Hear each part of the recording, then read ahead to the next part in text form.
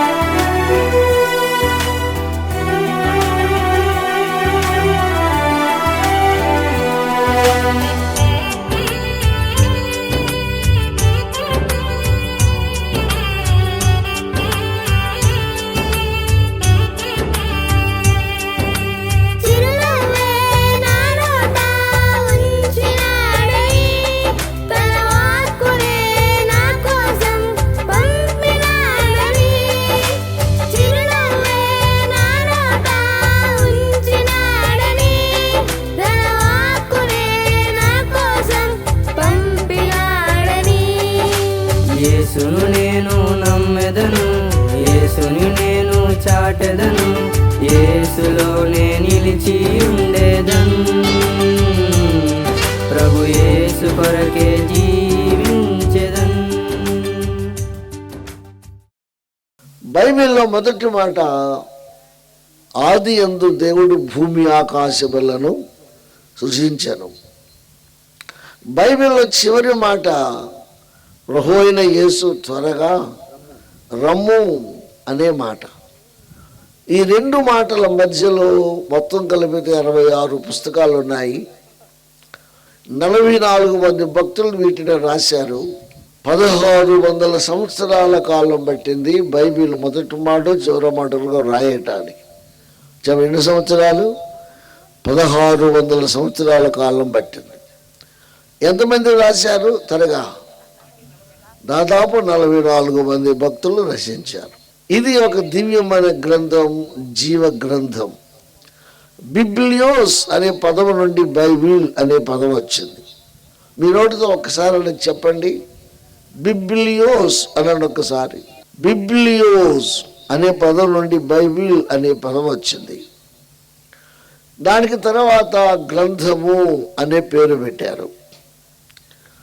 తర్వాత ఒట్టి గ్రంథమే కాదు, ఒట్టి బైబిలే కాదు, దీనికి హోలీ కలుపుదాం అనుకున్నారు. బాగా పరిశీలించి హోలీ అనే పదం కలిపారు. బైబిల్ అనే దానికి హోలీ కలిపితే ఏమైంది? హోలీ బైబిల్ అయింది ఇంగ్లీష్లో. తెలుగులో ఏమైంది? త్వరగా పరిశుద్ధ గ్రంథం.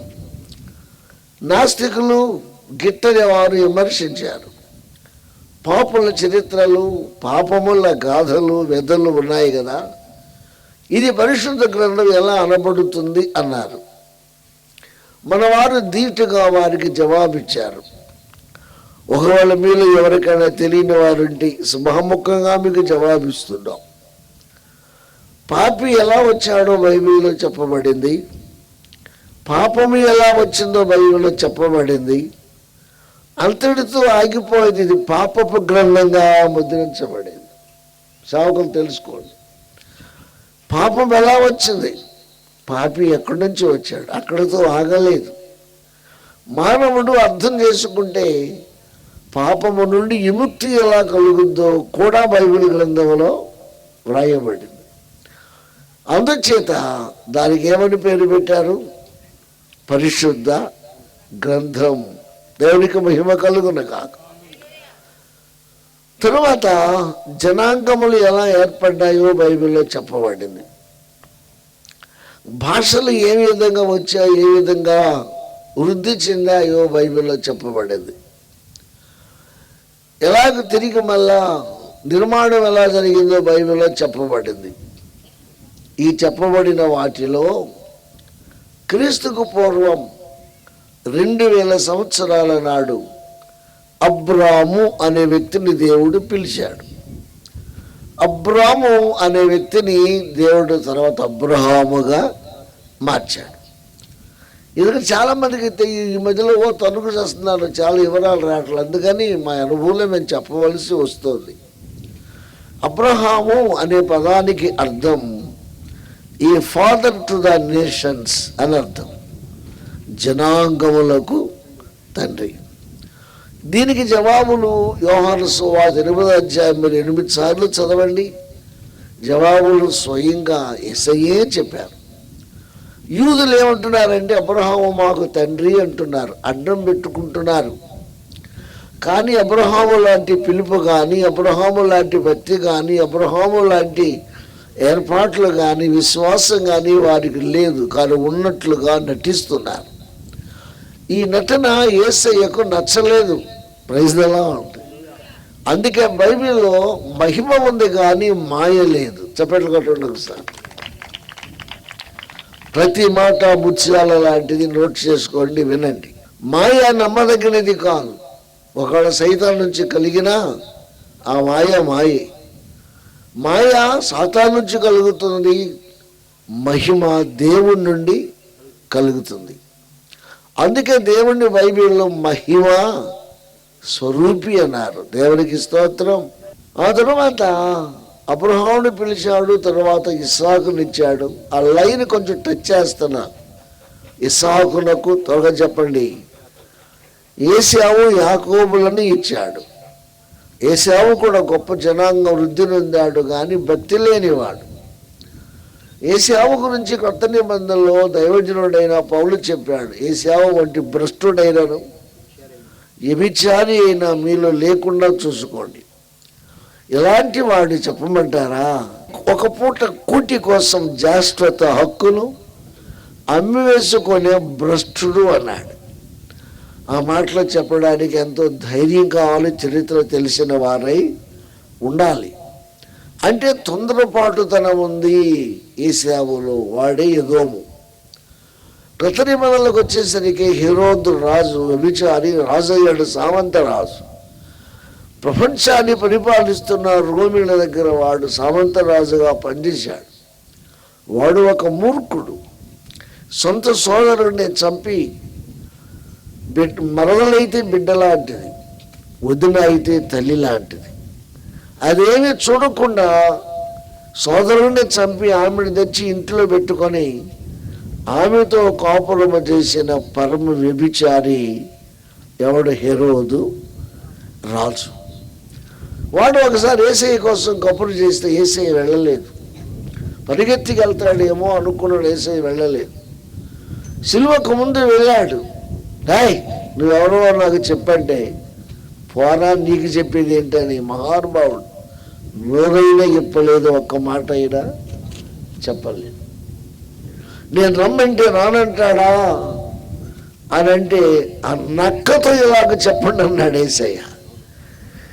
ఈరోజు రాజు యేసయ్య ఏమన్నాడు? నక్క అంటే అర్థం తెలుసా? టక్కని కాడు వాడు, టక్కని వాడు. ఏంటి వాడు అంటే వచ్చినప్పుడు వెళ్తానన్నాడు, మౌనముగానే వచ్చాడు. పిల్లాతుతోనన్నా అన్యుడితో 2 మాటలు మాట్లాడాడు, కానీ ఏ రోజుతో మాట్లాడటానికి ఇష్టపడలేదు. ఏశావు సంతతి అది. ఆయన తమ్ముడు ఉన్నాడు యాకోబు. యాకోబు అనే మాటకు అర్థం మోసగాడు. పేరును బట్టి మోసగాడే, కానీ మోసగాడు అనే యాకోబును దేవుడు ఒక సందర్భంలో ఇశ్రాయేలుగా మార్చాడు. ఈ మాట ఇప్పుడు ప్రపంచమంతా వింటున్నారు.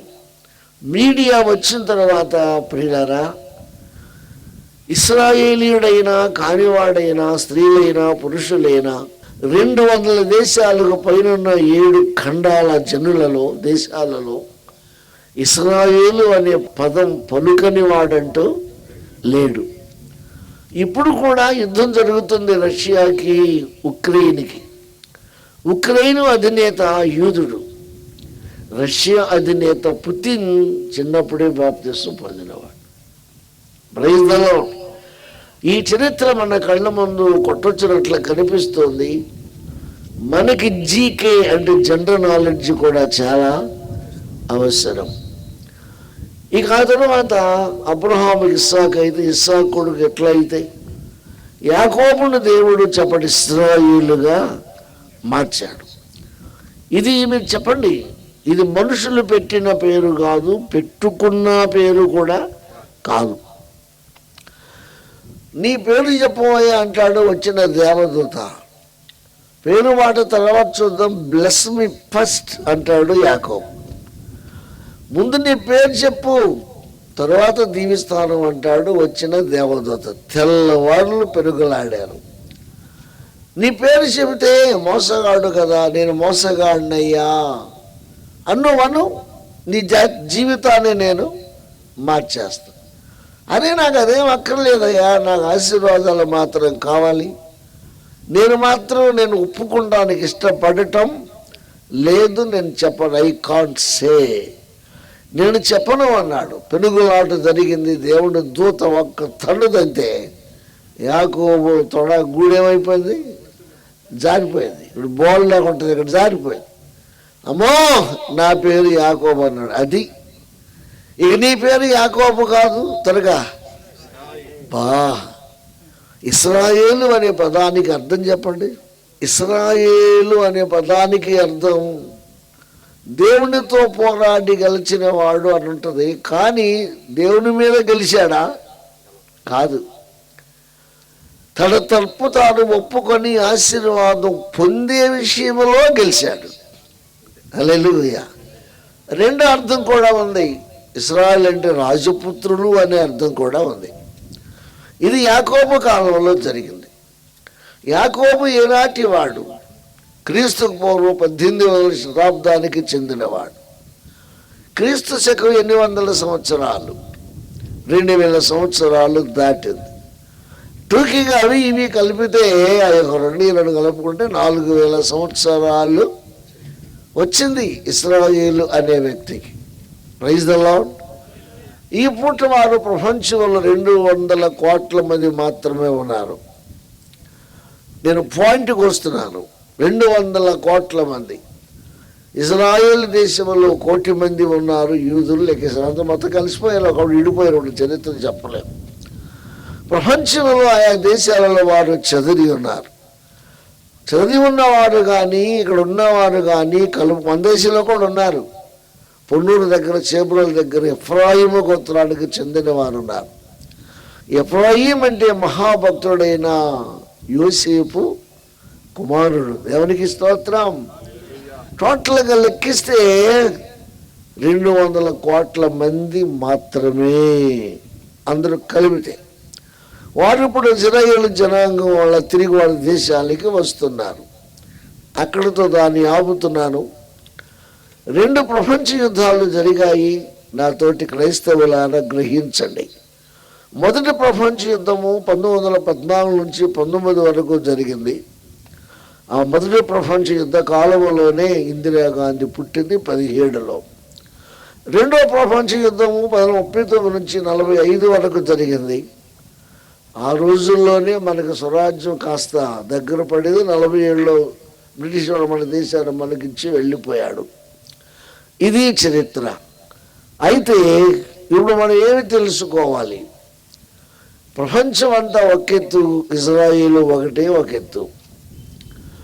మనము ఇజ్రాయేలీలం కాదు. గలతీ పత్రిక ఒక మాట ఉంది, ఆత్మ సంబంధమైన ఇశ్రాయేలు అని ఉంది. ఆత్మీయముగానే కానీ శారీరకంగా వాళ్ళకి మనకు ఏ సంబంధము లేదు. ఇటీవల టీవీలో ఒక ఆయన ఇశ్రాయేలు ఇశ్రాయేలు అంటే ఎవరనుకున్నారు? మనమే అన్నాడు.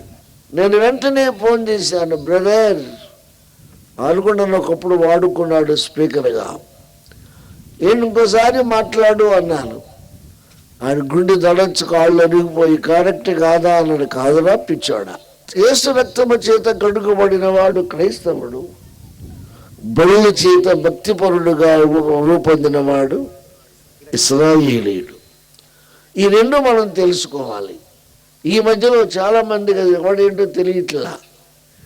కాబట్టి ఇదే ఇశ్రాయేలు విషయంలో మనం ఒక మాట చదివాం కీర్తన గ్రంథంలో. ఏమని చదివామంటే నేను చెప్పేస్తాను మీకు మాటతో.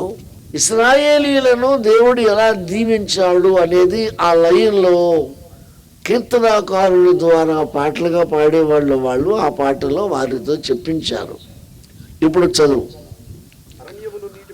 ఇశ్రాయేలు జనాంగమునకు దేవుడు చేసిన మేలు, అరణ్యములో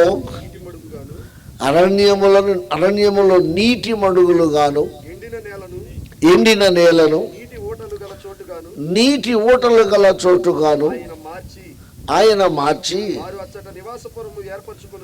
వారు అచ్చట నివాసపురము ఏర్పరచుకొనున్నట్లుగాను పొలములో విత్తనములు చల్లి ద్రాక్ష తోటలు నాటి వాటి వల్ల సస్యఫల సమృద్ధి పొందునట్లును ఆయన ఆకలి కొనిన వారిని అచ్చట కాపురముంచెను.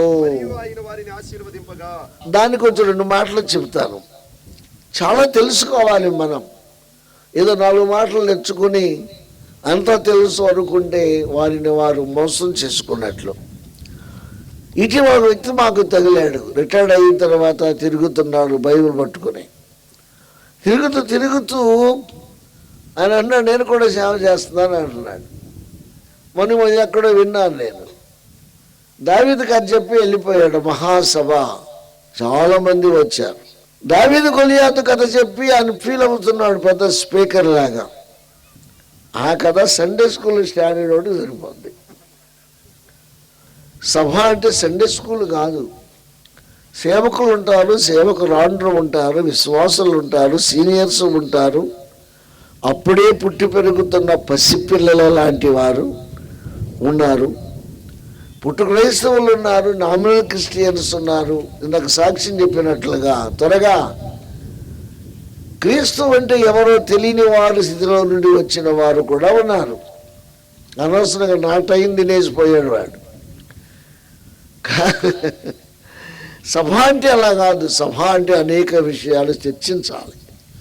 సభ అంటే అనేక విషయాలు బోధించాలి. సభ అంటే జీవితంలో గుర్తుండిపోయే మాటలు వారికి చెప్పాలి. సభకు న్యాయం చేయాలి.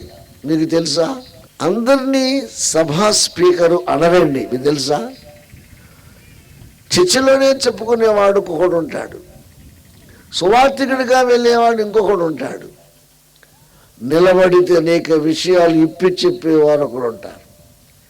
ఇలా ఎవరైతే సామర్థ్యం కలిగి చెప్పగలరో ఆ వ్యక్తిని అంటారు, అతడు కన్వెన్షనల్ స్పీకర్ అంటారు. ఒకసారి తెలుసుకోండి, ఏ స్పీకరు?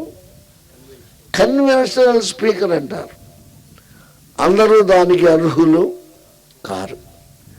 నీకు 4 కథలు తెలిసినంత మాత్రాన, నీకేదో కాస్త విషయం తెలిసినంత మాత్రాన you are a speaker, you are a preacher, you are a shepherd, you are evangelist. వాటికి సరిపోతావు కానీ అందరినీ చెప్పండి ఏమనలేము, కన్వెన్షనల్ స్పీకర్ అనలేము.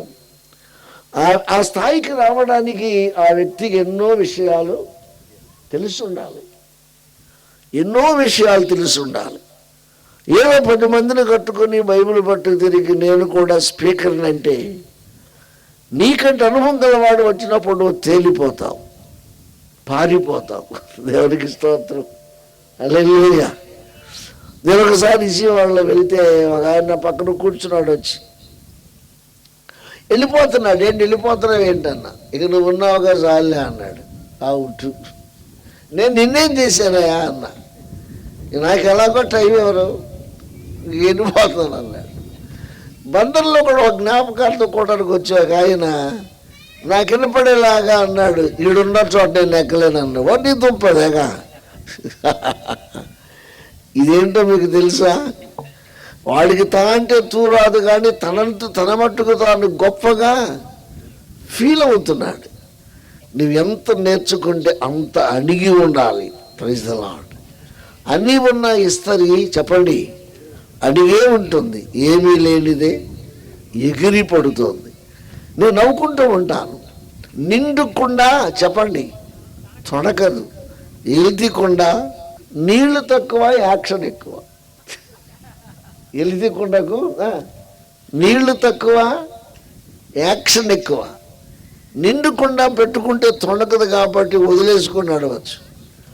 సగం నీళ్లు దాన్ని పెట్టుకో, నీళ్లు తక్కువే కానీ చెప్పండి నీళ్లు తక్కువ, సరుకు తక్కువ, సరదా ఎక్కువ. కాబట్టి మీరు ఆలోచించాలి, బైబిల్ ఒక మహాసముద్రము లాంటిది.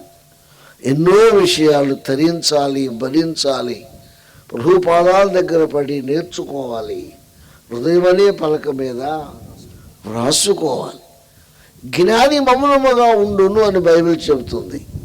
అవసరమైతే 4 మాటలు చెప్పాలి, లేదా నోరు మూసుకొని కూర్చోవాలి. Praise the Lord. పందుల ముందు మీరు ముత్యములను వేయవద్దు అన్నాడు యేసయ్య. సరే, మంచిది. ఇశ్రాయేలులకు దేవుడు ధర్మశాస్త్రం ఇచ్చాడు. ఎందుకు ఇచ్చాడో మీకు తెలుసా? వారు అన్యజనాంగం నుంచి వచ్చారు.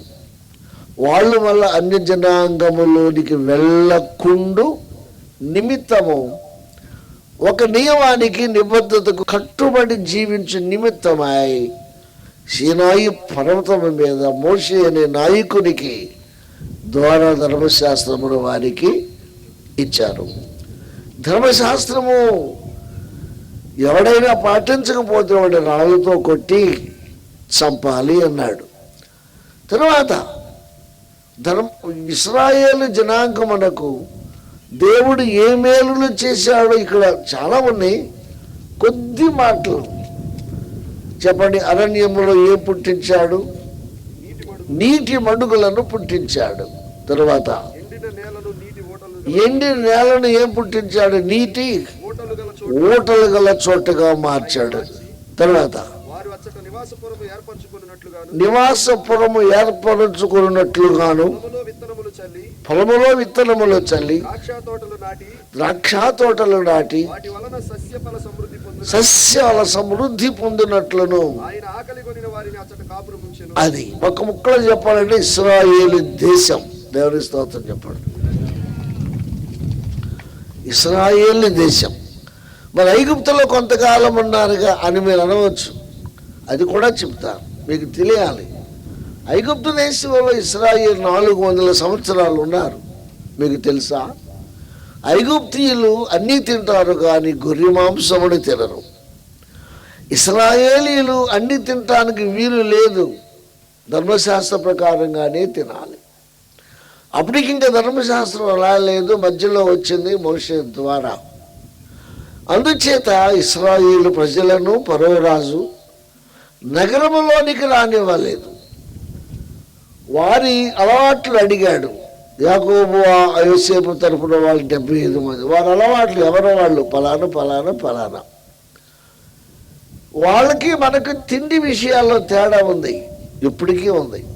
మీకు అర్థం అవడానికి, మనం పచ్చి రొయ్యలు అంటే పడి చేస్తాం. కొన్ని దేశాల్లో పచ్చి రొయ్యలు పురుగులుగా చూస్తారు. ఏమండి, మనము మనకు నచ్చిన వాటిని తింటాం. చైనా దేశంలో పాములను తింటారు. కొత్త పెళ్లి కొడుకు వస్తే త్రాసు పాములను పట్టి తలకాయలు నరికి ఫ్రిడ్జ్లో పెట్టి త్రాసు పాముల తలలతో చారు పెట్టి వడ్డిస్తారు. ఎవరికి? అల్లుడికి. కుక్కలను చంపి మాంసము తింటారు. కుక్క తలకాయలు దాసి రోడ్లు చేసి మరీ పెడతారు. వాళ్ళు సొల్లుగార్చుకుంటా తింటారు. మన వారైతే కుక్కలను దేవుడితో పోలుస్తారు. ఇలా రకరకాల ఉన్నాయి. అందుకని ఇశ్రాయేలు పరోరాజు అన్నాడు, వాళ్ళు సెంటర్లోకి రావడానికి వీల్లేదు, వాళ్ళ అలవాట్లు ఎవరు ఊరు బయట ఉంచండి అన్నాడు. ఆ ఊరు బయటే గోషేను ప్రాంతం. 400 ఏళ్ళు అక్కడ ఉన్నారు, అని అభివృద్ధి చెందారు. అక్కడి నుంచి అబ్రహాంకి ఇచ్చిన మాటను బట్టి వారు బయలుదేరారు. మోషేని పిలిచాడు, మోషేకి అప్పగించాడు. మోషే రానన్నాడు కానీ వచ్చాడు. అహరోను సేవకుడుగా తయారయ్యాడు. మరి అరణ్యంలో వారు విత్తనాలు చల్లి పొలాలు పండించారా? త్వరగా చెప్పండి. పండించలేదు. ఐగుప్తులో ఉండగా బానిస బ్రతుకు అనుభవించారు. అరణ్యములో వారి బట్టలు మాయలేదు, చెప్పులు చెప్పాలి అరగలేదు, భూమిని దున్నలేదు, విత్తనాలు చల్లలేదు, అసలు అన్నం లేదు, నీరు లేదు. అలాంటి కఠినమైన శిక్షణ వారు 40 ఏళ్ళు అనుభవించారు. దాదాపు 30 లక్షల మంది 40 ఏళ్ళ ప్రయాణము. మీకు ఆ ప్రశ్నమైనా 40 ఏళ్ళ ప్రయాణంలో ఎన్ని మజిలీలు చేశారు? ఎన్ని చోట్ల ఆగారు? ఎన్ని చోట్ల ఆగారు? ఇవన్నీ తెలియాలంటే మీరు ట్రైనింగ్ కావాలి.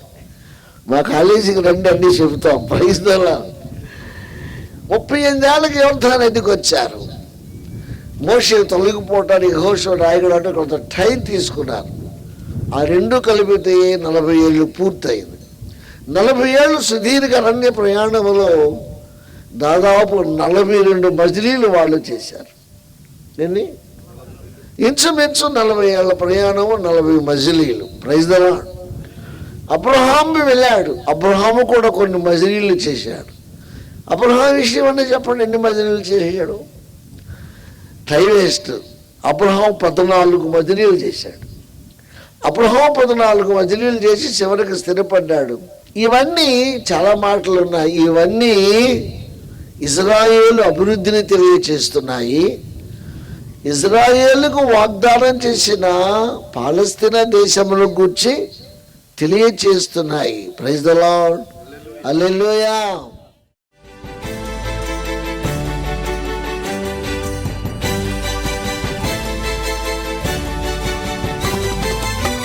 యేసుని మాటలు వినగా వినగా మనసుకు శాంతి, ఆత్మకు రక్షణ.